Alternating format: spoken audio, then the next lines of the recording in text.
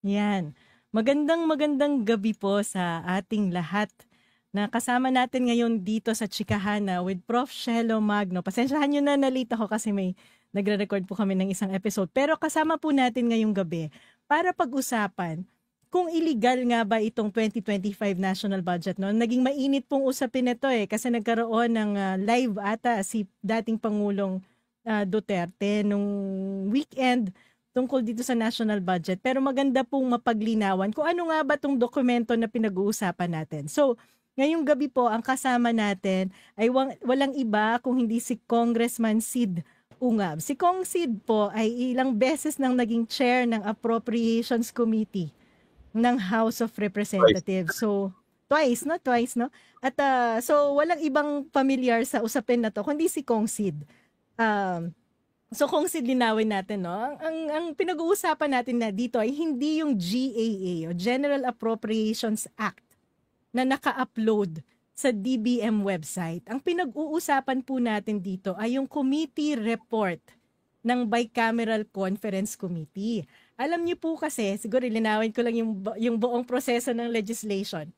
Alam niyo po kasi, may version tayo sa House of Representatives, may version tayo sa Senado. Ngayon, kapag natapos na yung proseso sa Senado at sa House of Representatives, may mga ilang kinatawan ng Senado at House of Representatives ang naaatasang mag-meet para i-reconcile ang version na ito. Ito po ay nangyayari sa lahat ng batas, hindi lang sa budget. Lahat ng batas natin ay nagkakaroon ng Bicameral Conference Committee. Ngayon, kung ano itong nabuo ng Bicameral Conference Committee, ibabalik ngayon yan.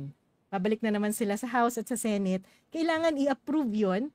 At kapag na-approve na, yun na yung nagiging draft na batas para pirmahan ng presidente. So same process po yan sa lahat ng bill. Ngayon, ang sinasabi ni Kong Sid ay may mga blanco. Tama po ba, Kong Sid? Sige po, paki-explain. Well, actually, I started with part 1 of my study. Then, if Ay, you sige, remember, sige, Kong Sid. nung unconstitutionality nung GAA because na-overtake nung budget ng DPWH yung ating DepEd, education sector. So, Yes. i-clarify ko lang, balikan ko lang ng konti yan kasi Sige po, sige po. akala nila DepEd, hindi ang DepEd as the education sector. At saka yung cluster na yan, yung education sector, klaro yan na nakalagay yan sa BESF, yung Budget of Expenditures and Sources of Financing. Isang page doon, naka-allocate yon isang sektor. Saka nung gisubmit yung NEP, si Presidente mismo, meron siyang budget message. Saka sa budget message niya, doon nakalagay na we give priority to education. The total budget, number 1, is 977 billion for the education sector. At nagtali yon sa kung ano yung nakalagay sa BASF. And number 2 is DPWH. So what happened was, di ba nagkaroon tayo ng 3 readings sa lower house, 3 readings sa upper house. In fact, even the introductory portion of that General Appropriations Bill, cite din yun, yung 977 billion education cluster. So I really wondered why binago nila yung what constitutes the cluster, no? So mahirap baguhin yun kasi nasa BASF yun at saka nasa President's message. So diretso na lang tayo sa BICAM. Pagdating sa BICAM, binawasan ng education sector ng 31 billion. Dinagdagan naman ng 288 billion yung DPWH. So 1 trillion. Kahit anong hokus-pokus pa ang gagawin diyan na dinagdag nila sa education sector, hindi pa makahabol kasi ilang billions pa. Kahit isama mo yung, although sinama na lang PMA, PNPA, considering na the students there receive stipend, di ba? Sa AFP, saka sa PNP. Aside from that, the faculty and staff are receiving salaries from the security sector. So, klarong security sector. May dinagdag din sila na salary differential. Na klaro naman yung salary differential all belongs to NPBF. So, klaro yon na mas malaki talaga ang DPWH budget. So while working on that, nakita ko rin yung ginalaw yung earmark funds. So nakita ko yung ginagalaw yung earmark funds. Maybe another topic yung Chelo kasi mahaba. No, mahaba earmark funds. Ay, Kong Sid, before you proceed, alam niyo po, madugo tong usapin na to. Tapos ako nga po ay napagbibintangan na DDS na daw ako dahil dinidiscuss ko tong issue na to. Alam niyo po, ako'y walang kulay. Alam ni Kong Sid na ako'y nananawagan din at sumusuporta sa impeachment ni VP Sara. Pero ito pong usapin na to ay usapin ng budget. At kailangan, natutuwa nga ako na mas marami ng Pilipino ngayon ang interesado sa usapin ng budget. So wag po nating lagyan ng kulay. Kasi pinipresenta po natin dito ang facts. At importanteng malaman ng tao kung ano ang tunay na nangyayari sa budget ng bayan. At kung ano itong proseso ng budgeting. Dahil kung tayo po ay didikit lamang sa isang kulay at papayagan natin na masira at mabastardize yung mga ganitong proseso, ay magiging paulit-ulit lang ang korupsyon sa gobyerno. So isang tabi po natin ang ating mga kulay, pag-usapan natin kung ano ang tunay na problema nitong budget na to dahil ito ay tax na binabayad natin. Okay? So makinig po tayo. Sige po, Kong Sid. The budget is the lifeblood of our nation, no? Kung ano man yung mga plano, ano yung mga dreams natin, i-convert mo yun into figures. So, yun yung ating plano doon, i-convert sa figures para ma-implement. Well, na-touch ko na rin ng konti yung earmark revenues. Earmark revenues, ginalaw yung PhilHealth. You know, that came from Syntax law, which we passed in 2012, which says 80% of the excise tax on alcohol and tobacco will go to 80% will go to universal healthcare. Yun yung nakalagay sa health insurance nung mga indirect beneficiaries sa PhilHealth. That affects 25 million. At saka tinanggal nila yon. Hindi lang yun yung DSWD, 4-piece, tinanggalan ng 50 billion. Well, dapat huwag tayong magkamali dyan kasi kung ikaw ay isang totoong ekonomista at you really care for the country, you look forward to long-term development financing of our country. We address economic development and anti-poverty measures, no? Kasi yung 4-piece naman is an anti-poverty program. Like in line with the PhilHealth kasi kailangan mo ng malusog na population, no? Actually, kausap ko nga po yung mga ibang 4-piece recipient ngayon at hindi na mukhang nababawasan na at hindi na sila nakakatanggap ng... May mga waiting list pa tayo dapat. Yes. How can you reduce poverty na ang ating roadmap sana by 2028, single digit na lang ang ating poverty rate. So that was supposed to be the social compact of the admin 2028, no? So i-touch ko lang yan kasi dapat may malasakit sana yung gumagawa ng budget, no? Let's not be opportunists but real economists, no? Nagpaplano sa bayan. So balik ako Chelo sa tanong mo doon sa nakikita ko na blank items. So as I was looking into those earmark revenues, ginalaw pa pati yung special account in the general fund. So while habang nagre-research ako, sabi ko ang gulo-gulo nito. Binalikan ko, I tried to work back. Sabi ko paano ba to? So alam mo naman, matagal ako sa Committee on Appropriations noon. Bago akong chairman, dumaan talaga ako sa proseso, naging vice chairman ako. So I really went into the rudiments of budgeting. Saka nagdi-defend talaga ako noon. When I was chairman, nagdi-defend talaga ako, nag-aaral ako. It's a continuing learning process. So sabi ko, balikan ko kaya yung BICAM report. Hinanap ko. Mahirap hanapin yung BICAM report. Wala sa DBM website, wala sa Senate website, wala din sa House website. So saan yun nakuha, Kong Sid, itong... Sa emails. Kasi... pinadala sa mga congressman. Pinadala sa mga email kasi yung mga agenda at saka yung important documents, everyday nagpapadala ang secretariat noon. Mm-mm. So, more than 300 members of Congress at saka 24 members of the Senate, pinadalhan kami ng individual emails. Kaya ngayon pa lang, yung mga nagsasabi na draft lang yung na-receive ko, sorry, na-receive ko yan, ipakita ko yung email na na-receive ko. At saka pirmado yan, hindi yan draft report. So, binalikan Actually, ko. kino-confirm ko na po na original yung natanggap ni Kong Sid na document at legit na BICAM report dahil may isang senador na nagpadala din sa akin ng kopya ng bicameral report. Maaari nating ipakita. Ipakita natin ngayon kasi Yes, that's 222 to 25 pages. 222 pages. Yeah. Bukas natin. Actually, noong araw, binabasa talaga namin yan eh. In fact, during our time, maganda yung pag-explain ni Shelo, no? Na yung House at saka Senate may ibang version usually. So iba yung figures na papasa ng House, ibang ng figures na papasa ng Senado.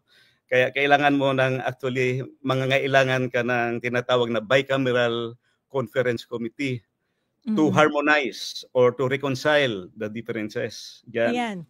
Pakita natin, Kong Sid. So ito Ayan, po yung itong bicameral conference committee report. Ayan, may So nakasummarize po dyan yung mga changes na nangyari sa bicameral committee at pinirmahan po ito ng, tama ba ko yung Sid? Ito yung mga miyembro ng bicameral committee. Merong portion diyan na nandiyon yung pangalan. Actually, hindi lahat nakapirma eh. I don't know kung... So 222 pages po ito. Ito po yung mga changes na ginawa nila. No? Tapos nandito yung summary po yan. Yan. Tapos ay sa bandang gitna ay nandito yung mga miyembro ng bicameral committee. Ito pong dokumento na to ay hindi publicly available. Hindi po to makukuha ng mga taong bayan. Hindi natin to makikita. So ito po yung miyembro ng BICAM. But that's a public document. No? It should be. Dapat madali itong makuha no? Pero tinatago ito eh. So, ayan po, si Senator Grace po ang chairman ng Senate at si Congressman Zaldico ang chairperson ng House of Representatives. At ito yung mga miyembro. Ayan po, si Senator Pia Cayetano ay hindi pumirma. Senator Bongo, Congressman Asidre, hindi rin pumirma. Senator Legarda, Congressman Neptali Gonzales, Senator Risa Hontivero, Senator Amy Marcos ay hindi pumirma, Congressman Madrona, Congressman Duavit, and Senator Coco Pimentel. Yung mga hindi pumirma, yes. Yes. So if you go down, baba ka lang ng konti, SP11, page SP11, makita mo na yun na merong blanco agad. Tingin ko lang, na-shock na kagad ako na may blanco eh. SP11. Page SP11. Yan, ito. Department of Agriculture. Yan. Nakita mo, may blanco na. Opo. So yung sa NIA, delete the amount in figures and replace with blank. PCA total. So hindi lang po tong page na to, several pages po ito. Several ito po pages. At saka, yes. Ayan, so marami nang nakita ko, na-shock ako because alam mo, nakakailang GAA ako na dinaanan ko. Never ako nakakita ng BICAM report na may mga blanco. Sabi ko, kahit naman siguro sa bahay, yung anak mo, utusan mo bilhin ng asukal, ito yung batit mo, blanco. Kung Sid, paki-explain po, gaano kahalaga itong committee BICAM report? At ano yung relasyon nito dun sa GAA na pinirmahan ng presidente? Actually, yung BICAM report, dahil iba yung version ng House, iba yung version ng Senate, kailangan i-reconcile mo yan. At saka yung reconciled figure mo, yung final na lumabas na BICAM report, page by page, item by item, line by line, yun ang lalabas dapat sa GAA. So ang question ngayon, bakit may figures lumabas sa GAA? So kasi, halimbawa, itong committee report na to ang magiging basihan sa pagbuo ng third version na bill, yung GAB, no? 3. General, GAA na talaga, GAA. Kasi, GAA, General Appropriations Act na kasi final na pala eh. House, tama. Yes. So ito na yung last. At hindi last po yan pwedeng baguhin ng House at Senate. A-approve na lang nila kasi kung babaguhin uli yan ng House or ng Senate, di babalik na naman uli dapat sa BICAM kasi dapat parehas na nga po eh. Dahil At na-reconcile na may sa BICAM, di proseso ba? pa, Cielo, may proseso pa. After ma-approve ng Bicameral Conference Committee, babalik ka sa plenary.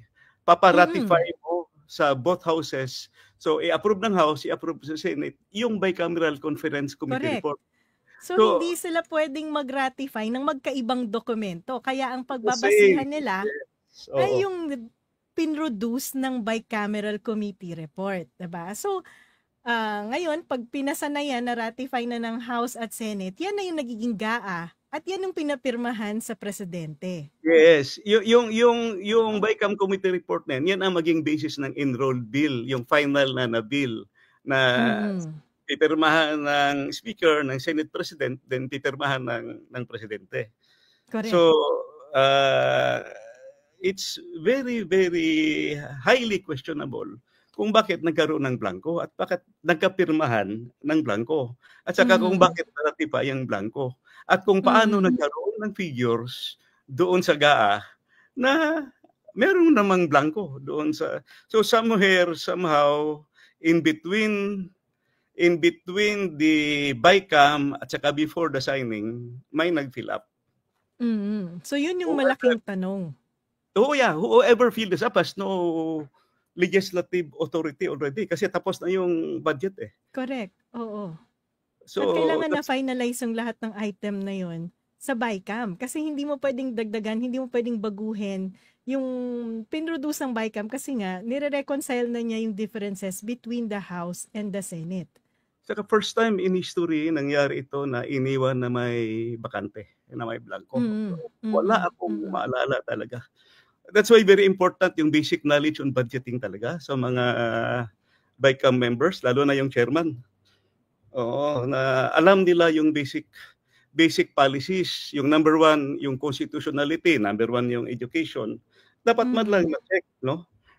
May na-check man lang. Second, number two, leave no blanks. Paano yes, yun? Yes. Saka nung araw, Shelo, hindi ka magkamali eh. Kasi inabutan ko at during my time, ganitong ginagawa namin. Yung House version, meron kaming summary. Yung Senate version, hinihingi namin. So ako as head of the Bicameral Conference Committee, gagawa kami ng matrix. Ito ang House, ito ang Senate. Then what's the difference? Then one by one, let us reconcile the difference. So hindi pwede mong magkamali, hindi mo magkamali. Ito, nagdududa ko, gumawa talaga sila ng another version. Naging third chamber talaga. Walang reconciliation. Dumiretso na ng new budget. So maraming madidemoralize or this is a bad example for those employees who are working hard. Dumaan ka sa gobyerno, di ba? Yes. Yung mga empleyado, nagpipresentar yan. Merong DBCC, merong NEDA, merong DBM hearing, tapos bibigyan ka pa ng ceiling, tapos pagdating sa house, mag-second reading ka pa, pipila kayo, walang tulugan, maghihintay ng time nyo, tapos questionin ka pa. Expected naman na yan kasi madaming questions. Tapos pagdating sa final pala, baliwala lang. Kung because... ano yung masasabi nyo, yung sinasabi na draft lang naman daw tong ipinapakita nyo? Draft committee report. Hindi daw to yung final committee report ng BICAM. Narinig ko yan, pero sabi ko, huwag na kayong magparusot. Nahuli na kayo. Paano siyang naging draft? Pirmado na siya. It can never be a draft because pirmado. At saka, you presented that to us, although I was absent, that I was here in Davao, I saw the BICAM, you presented that before the ratification. That means that was, you asked the votes of the congressmen and the senators to ratify. So, imposible maging draft yan. So, yung bill po ba na ito ay itong committee report na to ay na-circulate sa mga congressman at senador bago nagbotohan? Ano po yung date ng email sa inyo? Napansin nyo? First meeting nila, gi-assign sa chairman and ng House at ng Senate, which usually is the practice. Pero during sa time namin, nagmi-meeting kami eh. Yung House panel, nagmi-meeting ako sa aking BICAM members. Yung Senate panel, nagmi-meeting din yun sila sa kanila. So we compare notes. Then pagdating sa last day, supposedly pirmahan na lang, no? Titingnan doon. So I think that's what happened. Pag-approve, pirma agad. Kaya lang, hindi nga titingnan isa-isa or whoever is in charge here should have made sure na puno, kompleto. Hindi mo Anong reaction mo dito? Anong reaction mo dito, Kong Sid? Kasi ito yung statement ni Yusek Hope. Ano nga ba yung pangalan nun? Ng DBM. To further clarify, the BICAM report is not the bill. And we understand that due to numerous details involved, it has been the practice of the BICAM committee to leave certain items blank in their report when they refer to sections of the GAB that they did not or they do not intend to alter or amend.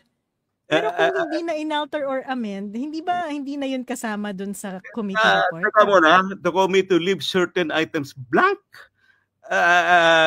In my time, at saka wala akong maalala na may iniwan kaming blank.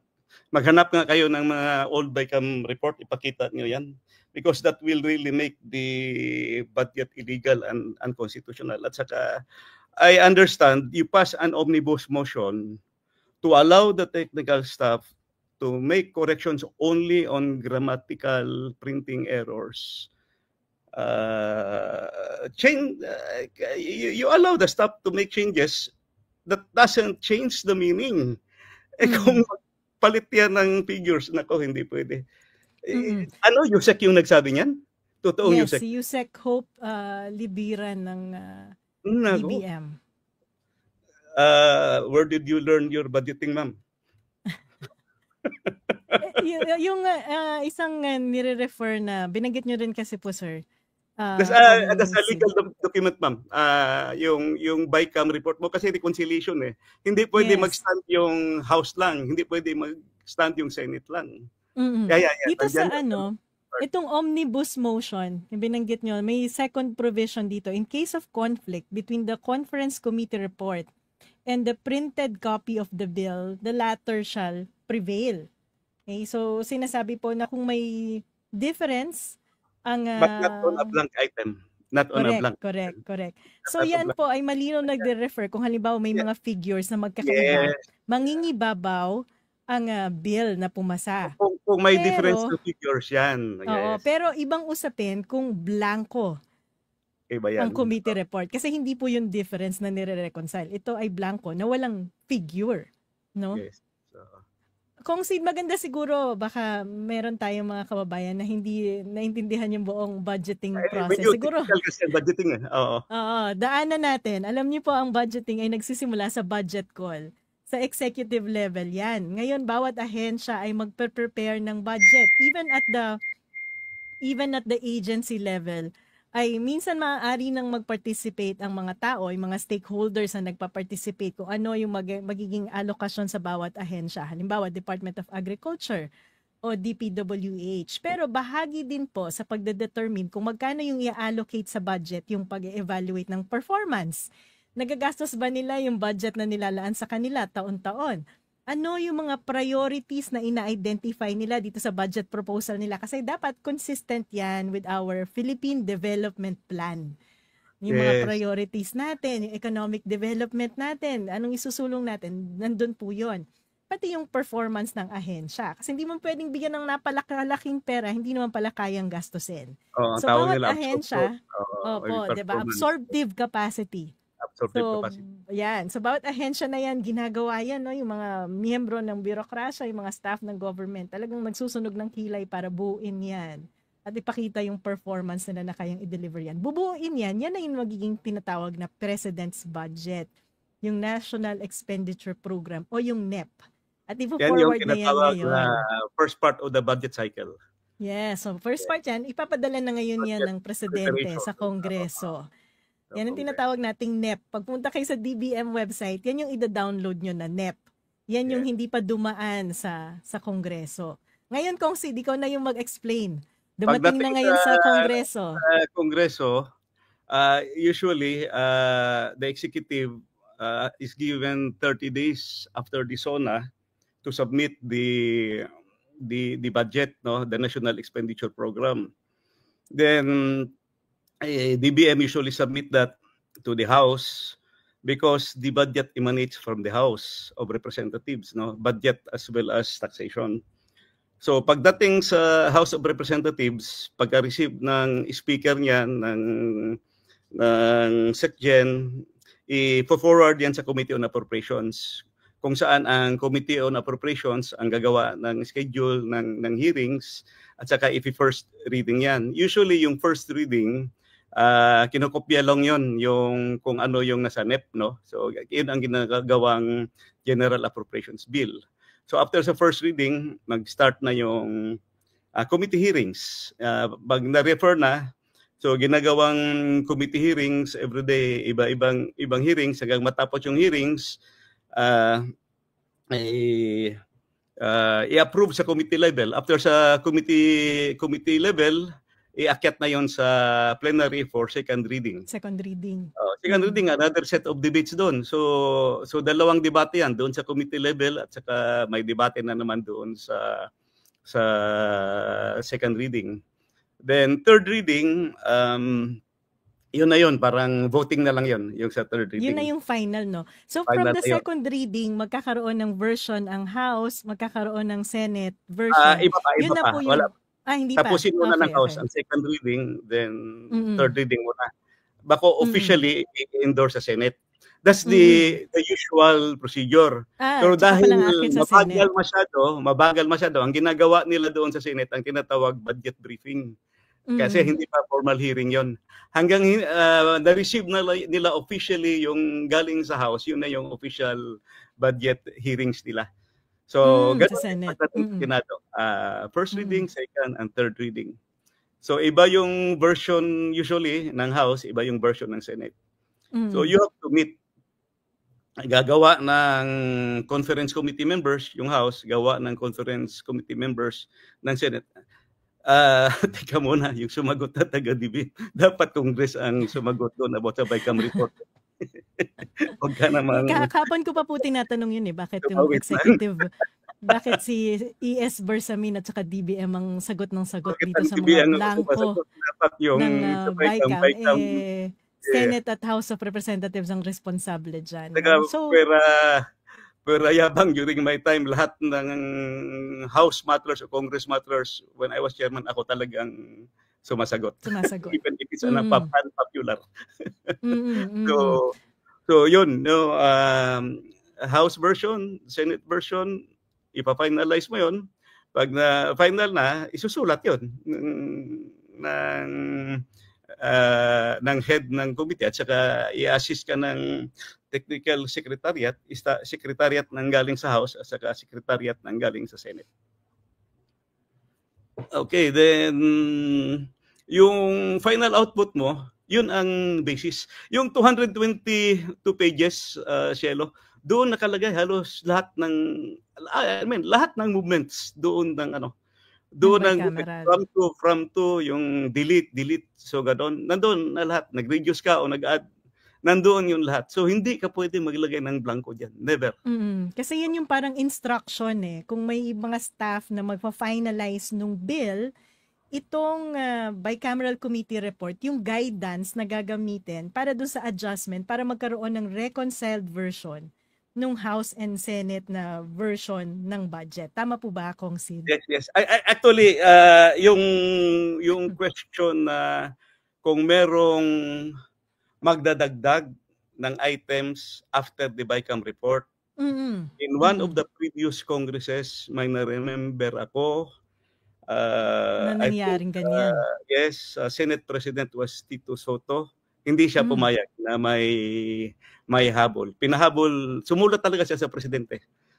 At gipa-identify yung mga hinabol after na sa BICAM hearing. So it should be it should be during or before the BICAM hearing, pasok mo na lahat ng pwedeng amendments mo. Kasi parang pangbabastos yun sa proseso ng budgeting process. Kung halimbawa nag-BICAM na, tapos biglang nagkakaroon ng mga insertion, sino yung mga pwedeng mag-insert na ganyan? At saka usurpation of legislative power yun. Kasi Yes. only the House and Senate has the power to make the amendment. Kung may, dapat they should remember the basic. Yun na nga, yung si the power to allocate the budget belongs to Congress. The power to execute the budget belongs to the executive. Yes. Malinaw po yung linyahan na yan. Kaya halimbawa, yung pork barrel na declares unconstitutional.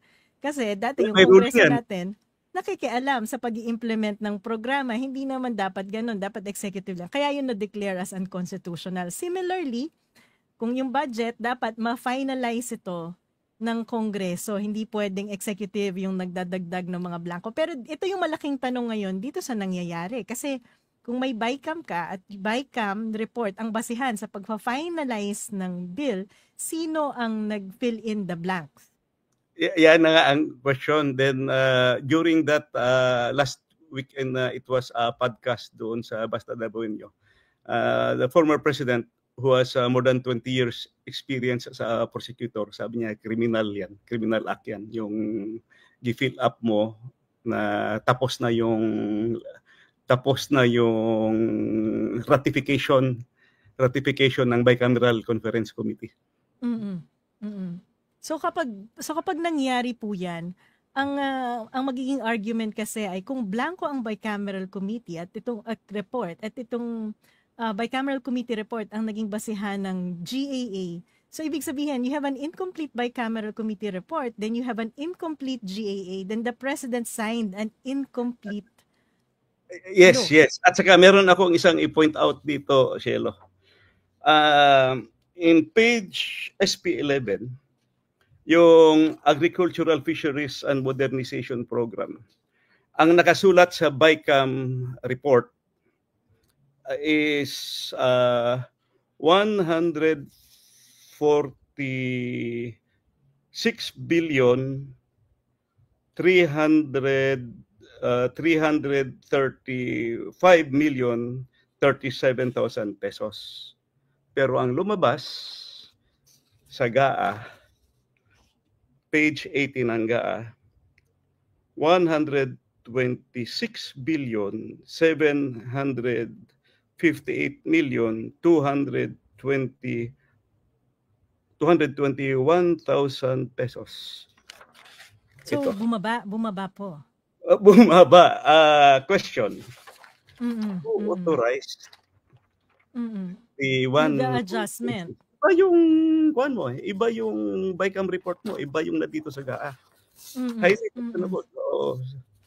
So hindi hindi mag-take effect yung omnibus motion doon.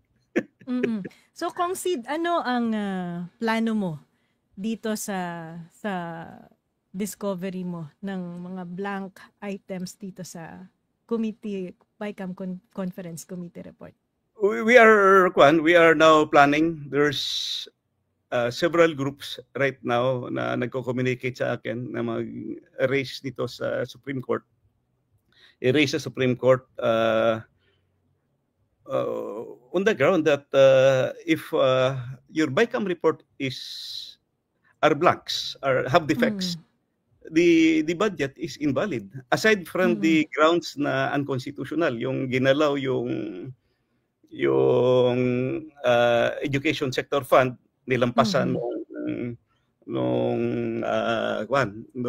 public works funds, no? Then, kami po kasi ay naghahanda rin sa pagpa-file ng pag-question ng constitutionality ng 2025 budget. Pero very specific on itong sa education, sa PhilHealth. Hindi pa po kasama sa scope ng iniisip namin itong mga blankong items sa BICAM na biglang nagkaroon ng laman dito sa GAA. Go ahead. Yan na nga ang sinasabi ko sa mga kaibigan ko. Kasi dito parang mas mukhang may standing ang mga congressman sa usapin na 'to kasi Yes, this of is a course. legislative, process, eh, Legislative, 'no? oo. We should cross party Mm. lines pagdating diyan because, taxes ng taong bayan 'to, pera ng taong bayan, mahirap na. Mm, Oo, mm, mm. the more na mag-file, mas maganda para i-consolidate din naman 'yan pagdating sa Supreme Court. I can give you some of my notes although hindi ko pa alam ko naman bright si Cielo, magaling you understand very well budgeting. Ibadala ko na kasi mukhang hindi ko talaga matatapos yung ginagawa ko sa earmark. 12 or 13 items sa earmark funds which has already an existing legislation ginalao din. I don't Mm, know mm, kung bakit walang mm. break na mga So ito. napakadami. Ito pong binabanggit ni Kong Ungab na earmark funds, ibig sabihin po may mga existing na batas na 'to na malinaw na nagtatakda kung magkano yung mga pondong dapat ay nilalaan para sa mga programang ito. Yes, ang So tawag diyan hindi special account in the general fund. Yes. So, Special hindi account. puwedeng, basta-basta baguhin na lang kasi kung babaguhin 'yan sa GAA parang sinabi mo na inamyendahan mo yung mga specific laws na Yes. nagtakda kung magkano ba dapat yung budget na 'yan at may malinaw na desisyon po ang Supreme Court na ang GAA ay isang general law at na hindi ito maaaring mag-amend ng specific law. 'Yan. Yes.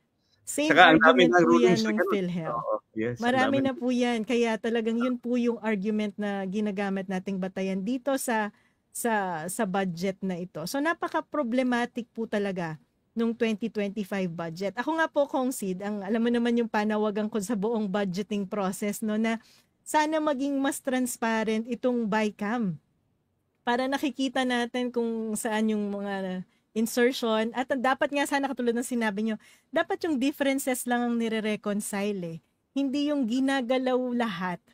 Kasi kung ginalaw mo lahat, parang binaliwala mo yung Binaliwala mo effort. yung pagod, oo, yung Correct. ginawa Sa doon, simula first, sa second, third. preparation ng NEP, yung lahat Yes, ng mga hearings na ginawa, binabaliwala mo dahil binabago mo lahat pagdating sa BICAM. Unfortunately, meron po ata tayong Supreme Court decision dyan na may ganong authority ang BICAM, no, na pwede nilang baguhin within the domain ng topic yung content ng mga dumadaan sa kanila. Kaya maganda nga pong dalhin natin tong mga ganitong challenges sa Supreme Court dahil mukhang hinug na at panahon yes. na i-review ng Supreme Court Pero yung mga parang naging desisyon nila. yung ruling na yan sa BICAM parang hindi unrelated sa budget, iba yata yun, iba, Iba ibang po, legislation. iba. Kasi ito Hindi budget. budget. Oo, oo. Oo, but general kasi yun nga po yung binabanggit ko. Alam niyo po yung BICAM nangyayari yan hindi lamang sa budget kung hindi sa lahat ng batas na binubuo ng Kongreso natin. Mag-share siguro ako ng specific experience ko dyan sa BICAM, Kong Sid. Kasi even before I joined government, very active naman ako sa policy advocacy eh. Meron akong isang batas nung train law na binabantayan yung increase ng excise tax from 2% to 4% kung maalala nyo. Di ba tumaas yung excise tax ng 4%? Ang binabantayan ko talaga doon ay yung repealing clause para sa PD, Presidential Decree Governing the Coal Mining Sector. Kasi coal mining yan eh, madumi yan, maraming negative effects sa kapaligiran. Hindi yan nagbabayad ng excise tax since time immemorial because of this presidential decree nung panahon pa ni Marcos Sr. So finally, nung tinaas yung excise tax from 2% to 4%, nung lumabas sa Senate version, may repealing clause na dun sa PD. So dapat magbabayad na ng excise tax ang coal industry, no? Ang nangyari, nag-BICAM, lumabas yung final version, nawala yung repealing clause. Hindi ko alam kung sino sa miyembro ng BICAM yung nagpa-delete. Kasi nga secret yung process ng BICAM. Hindi natin alam kung sino sa mga congressman o sa mga senador yung nagmo-motion yan. So nung naging USEC na ako ng DOF, ang unang-una kong tanong sa mga taga-BIR, nagbabayad na ba ng excise tax yung coal company sa Pilipinas? Sabi nila, ma'am, hindi pa rin eh. Sabi ko, bakit? Kasi ini-insist nila na nawala yung repealing clause, na walang repealing clause dun sa final train law. So ganun po kadali, no? Kung may mga lobbyist tayo, di nyo na kailangan mag-undergo nung buong proseso sa pagbuo ng batas. Ilalabi nyo na lang yung miyembro ng BICAM. At yung mga interes ay mangingibabaw sa BICAM. Nadababaliwala yung tatlong readings mo, lalo na yung Yes. walang tulugan, very mahirap yun. Oh, Tama kaya ka dyan. napakahalaga po. 'Di Yan ba, Kong usually ang Sid? lapangan sa BICAM. Na na yung BICAM na yan ay kailangan ng mas maging transparent at mas maging accountable sa taong bayan. Kasi ang nangyayari, para siyang third chamber na binabago-bago lahat, nababaliwala yung proseso ng participation sa legislative process. Kasi kahit na taong bayan, yung mga civil society nagpa-participate sa budgeting process, pero kung pwede namang bagu-baguhin lahat dito sa BICAM, ay nawawala yung demokratikong proseso at iilan na lang Yes, yung makapangyarihan. tama Diba? talaga yung sinabi mo na dapat may transparency, merong records of debates, merong minutes man lang. Kasi like ito ngayon na may blank, paano mo mabalikan yung records? Kasi wala namang records. Hindi mo malam yung intention ng legislature, ng intention ng BICAM, kasi wala kang record. So, Oo. oo. So, kasi sinasabi na ni President Marcos at ni Executive Secretary Bersamin na malaking kasinungalingan daw itong sinasabi mo, Kong Sid. So, para lang po malinawan ng mga nakikinig sa atin ngayon, no, 2 dokumento yung pinag-uusapan natin.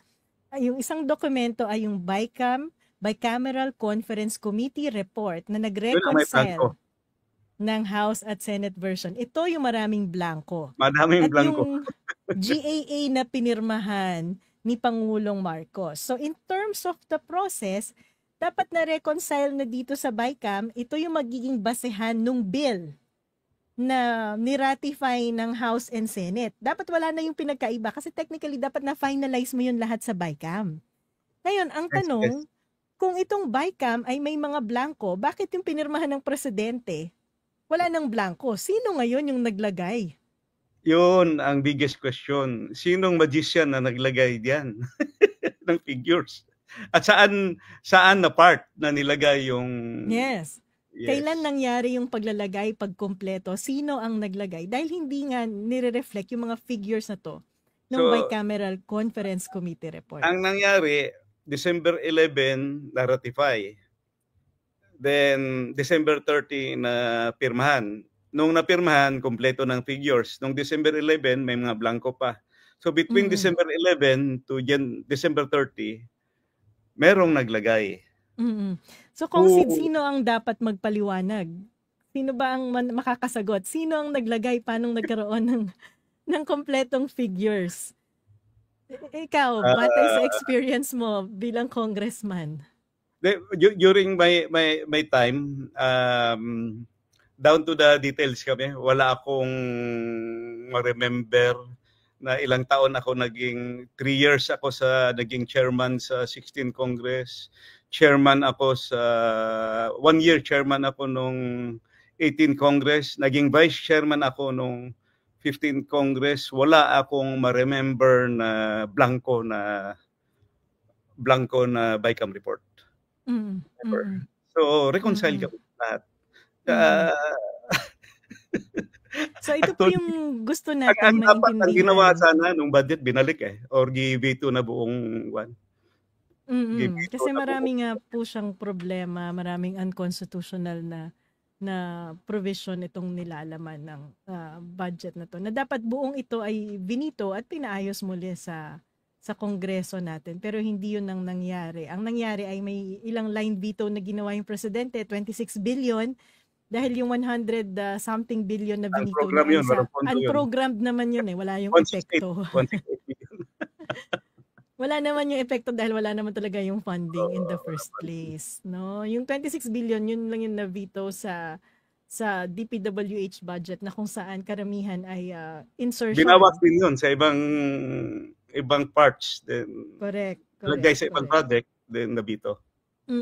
May mga ilang question po kanina dito So kung sino ba yung, depende kung sino yung nagkumpleto ng mga blanco. Pero may liability po yan kung sino man yung gumalaw niyan. Dahil violation na yun ng, anong mga na-violate doon, Kong Sid?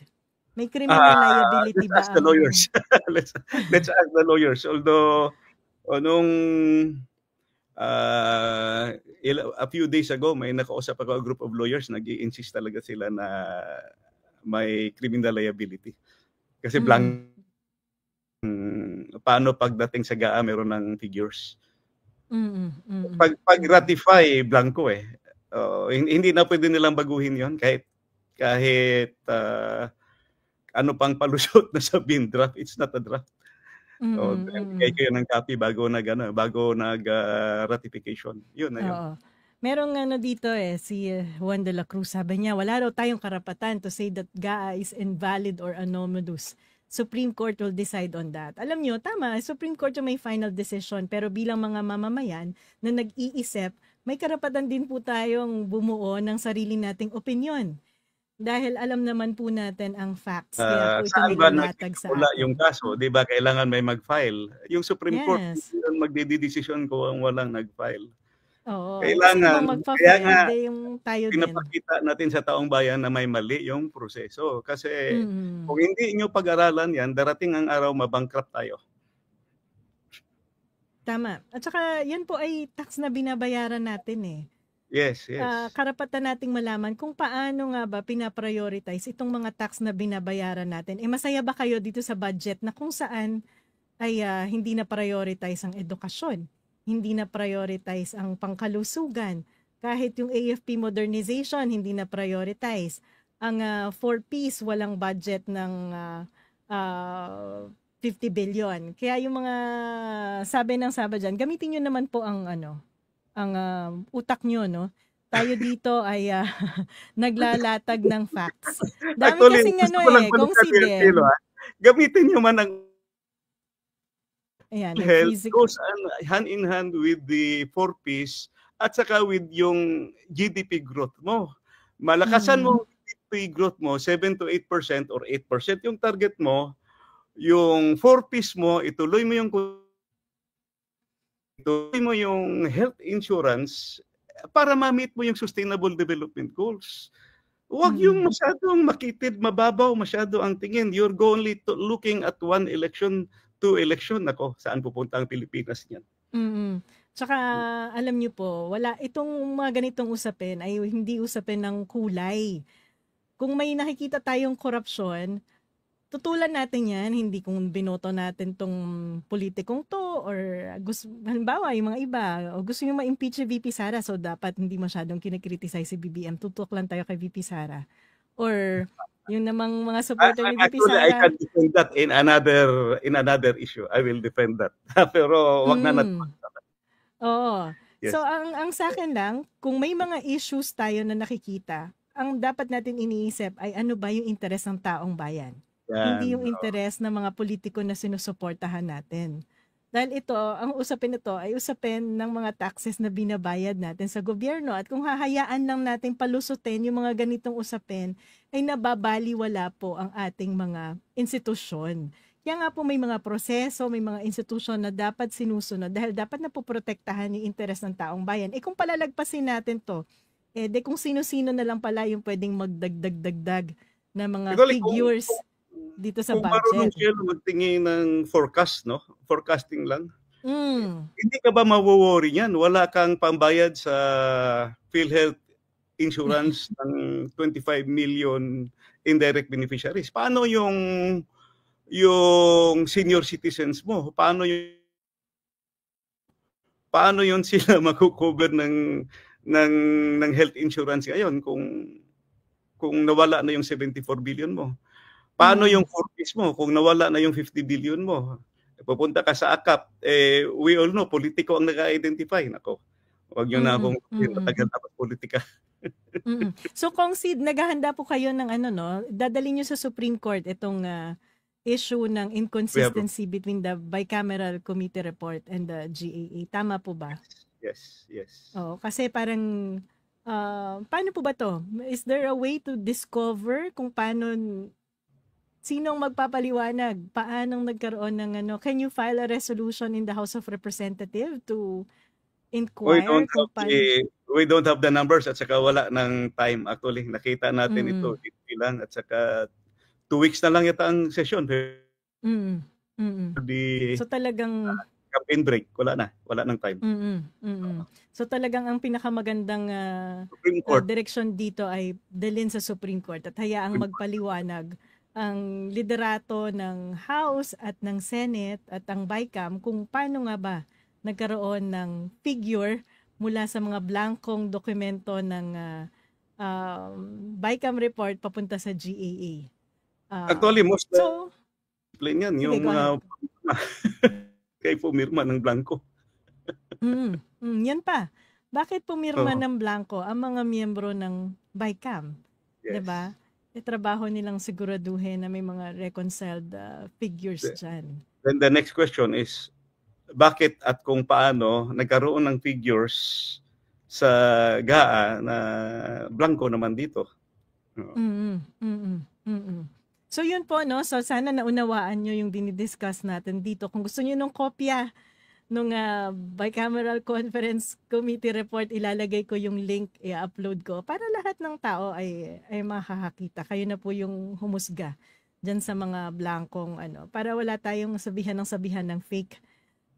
Kailangan lahat ng mga public documents ay accessible sa atin at nauunawaan natin yung buong budget process. So, maraming salamat Kong Sid sa pag-join nyo sa atin ngayong gabi dito sa Chikahan.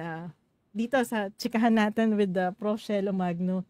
At nagpapasalamat ako na nalinawan natin itong mga usapin na to. May nagtatanong kasi kadalasan ay kino-close natin yung programa dito na pinapakanta namin yung guest.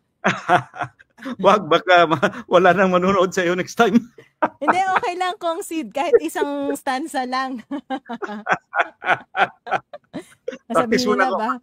Nasabihin nila, bakit kita pinapatakas kapag hindi kita pinakanta? So alam niyo po kami ni Kong Sid, may differences kami. Pero pag sa usapin ng budget, talagang nag-uusap kami dahil si Kong Sid ay isa sa pinakamatagal na congressman na naupo sa Appropriations Committee. At saka madali naman pong mag-usap kapag may mga numbers eh. 'Di ba? At saka kapag nagkakaintindihan kayo, maaari yung isang tabi yung mga kulay dahil merong mga issue na talagang dapat ay inuupuan at pinag-uusapan natin. May common denominator pa tayo. Ikaw UP Diliman, ako UP LB. Oo nga. So dapat serbisyo sa bayan, scholar ng bayan. Scholar ng bayan. 'Di ba? Yeah. Talino ay iaalay sa sambayanan. So yan, maraming salamat Kong Sid. Hindi ba namin kayo mapipilit na mag-render ng isang kanta? Next time, mag-practice muna ako. Ayan, so mag-practice daw po si Kong Sid. Sa susunod po ay invite natin siya ulit para sa pagbalik niya, siguro yung update dito sa kaso at pagbalik niya kakanta na siya. So maraming salamat Kong Sid sa pagsama niyo sa atin ngayong gabi. I hope we have enlightened our listeners. Medyo a little blunt ako pero kailangan ka kasi sometimes nagagalit ka na pag pera at budget na ng taong bayan ang pag-usapan. Yeah. Tama po yun. So maraming salamat po. So good night po Kong Sid. Thank you so much. Thank you. Bye-bye. Good night. Bye-bye po. Ayan. So, sana po ay nalinawan natin yung mga usapin, no? Alam ko marami sa inyo, sometimes you don't like the messenger, pero kailangan po sa atin bilang mga mamamayan ay tingnan yung datos, tingnan yung ebidensya na nasa harap natin para po malinawan natin. Tingnan natin yung issue, tingnan natin yung proseso, at tayo po ay magkaroon ng sarili nating analysis sa mga ganitong usapin. Huwag po natin lagyan ng kulay.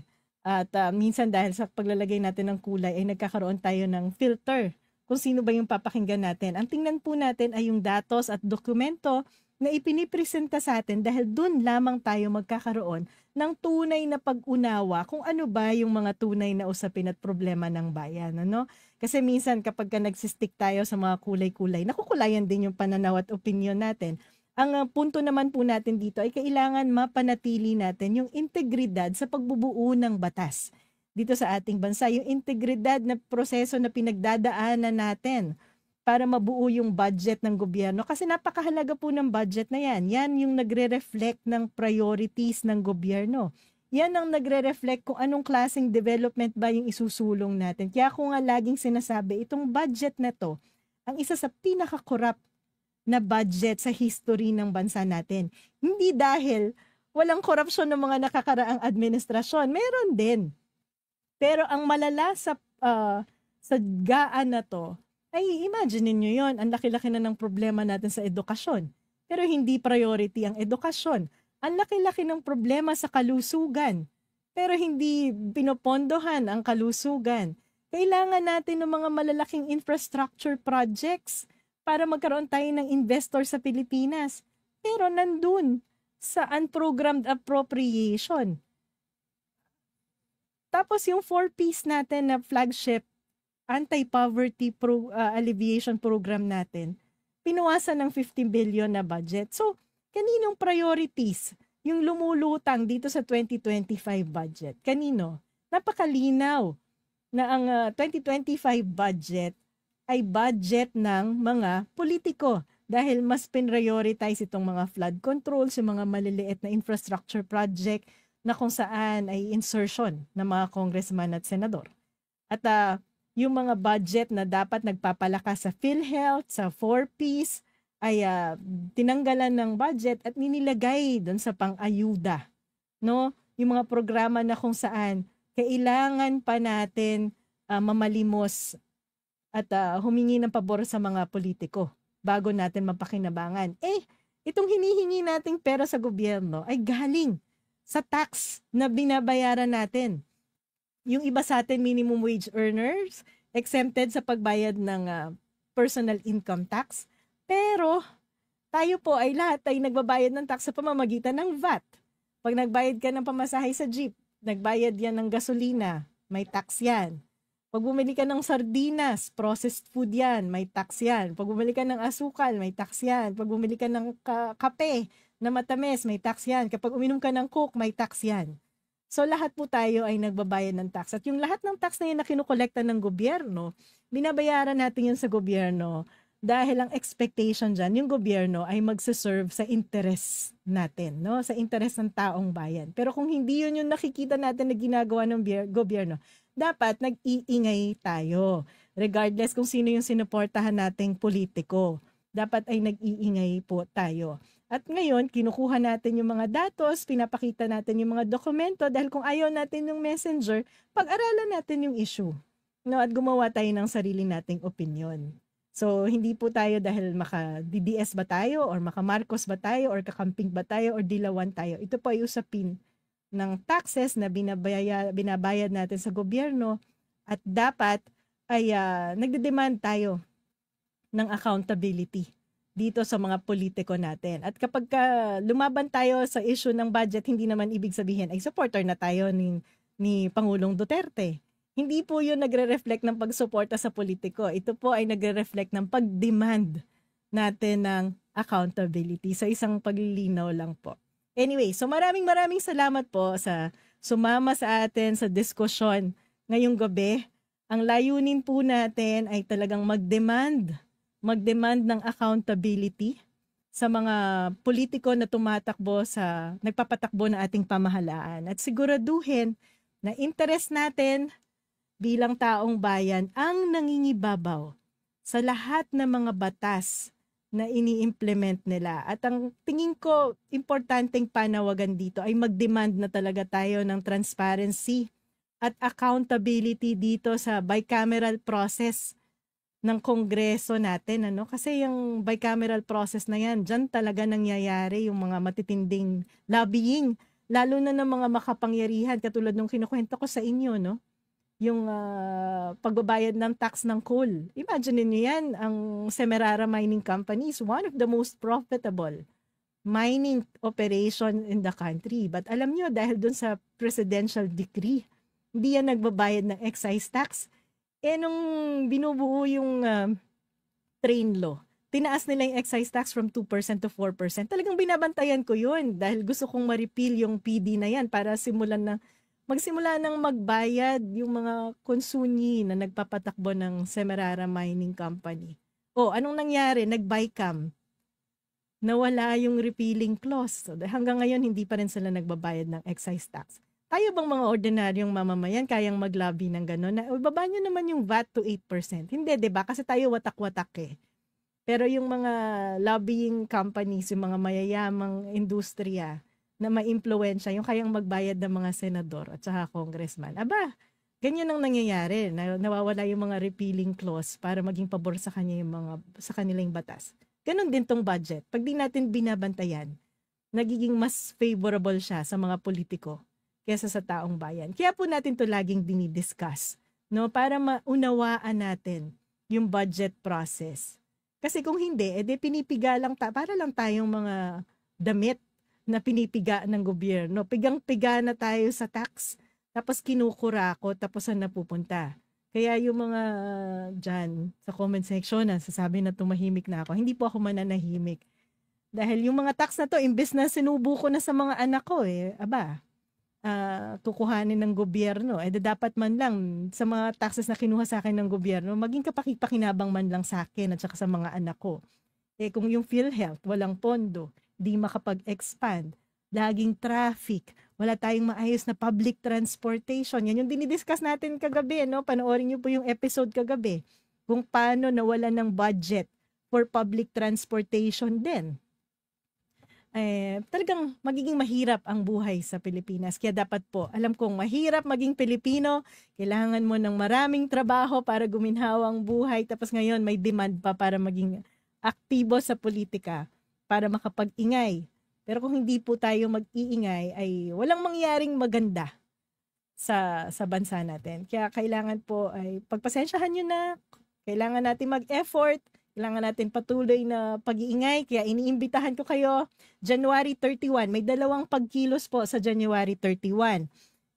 Ito po, yung isang pagkilos natin ay yung from 3 o'clock to 7 p.m. sa EDSA Shrine.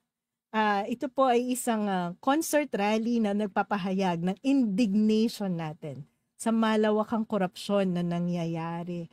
Gayon din sa kawalan ng mga hustisya sa mga problemang dinadanas nating mga Pilipino. Kaya iniimbitahan ko po kayo na nagdudumalo dito sa ating January 31, labanan ng korupsyon.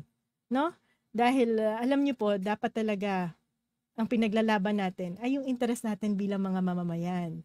Nagtatapos yung suporta natin sa mga politiko sa pagboto natin sa kanila. After natin silang iboto, dapat nagdi-demand na tayo ng accountability. Lalong-lalo na doon sa mga taong ibinoto natin dahil tumaya tayo sa kanila. So dapat ang sinusulong nila yung interest nating mga mamamayan. Ngayon, kung yung binoto natin yung unang-unang nanggagago sa atin at nangungurakot, dapat hindi rin tayo nag-hesitate na tawagin yung atensyon nila at mag-demand ng accountability sa kanila. Ganun po ang maayos na citizenship na dapat ay ini-exercise natin bilang mga mamamayan. So anyway, mahaba na po yung discussion natin ngayong gabi. Ito po ay special episode dahil kadalasan tayo ay Monday, Wednesday, Friday. But dahil napaka-importanting usapin po nito at hinikayat natin si Kong Ungab na mag-join sa atin. Kaya nagkaroon po tayo ng special episode. Pero yung January 31, ang kasama po natin dyan ay ang mga kaparian, a leader ng Protestant Church, Christian churches, Islamic brothers and sisters natin, kasama din po natin, business sector, mga retired military, mga civil society, academe, nandyan po lahat, mga kabataan, kasama natin. Concert po yan at ako ay magpa-perform. Tugtog tayo ng sax. Kaya kita-kita po tayo sa January 31. At maraming salamat po. Bukas, may isang episode po tayo uli, related na naman sa Kongreso, no? Pinag-uusapan natin kung gaano ka-influential ang lobbying sa Congress. At sino yung mga industriya na powerful na nag-iimpluwensya ng mga batas na binubuo natin. Sabi natin yung mga batas dapat nagsiservisyo sa taong bayan. So, meron po tayong discussion tomorrow tungkol dito sa batas na isinusulong para huwag i-adjust yung tax sa tobacco. So, kailangan nating malaman na sino bang makikinabang kapag yung tax sa tobacco ay ibinaba. Diba? Makakatulong ba yan sa taong bayan? Makakatulong ba yan sa gobyerno para mag-raise ng tax revenue para mabayaran natin yung mga utang natin at mapondohan tong palaking budget? Yan po yung discussion natin bukas. So, mag-join po kayo ulit sa Chikahan with Prof. Shelo Magno. Bukas ang gabi, 7 p.m. po tayo bukas. So, maraming salamat po sa pag-join nyo sa akin ngayong gabi. At magandang gabi po sa ating lahat.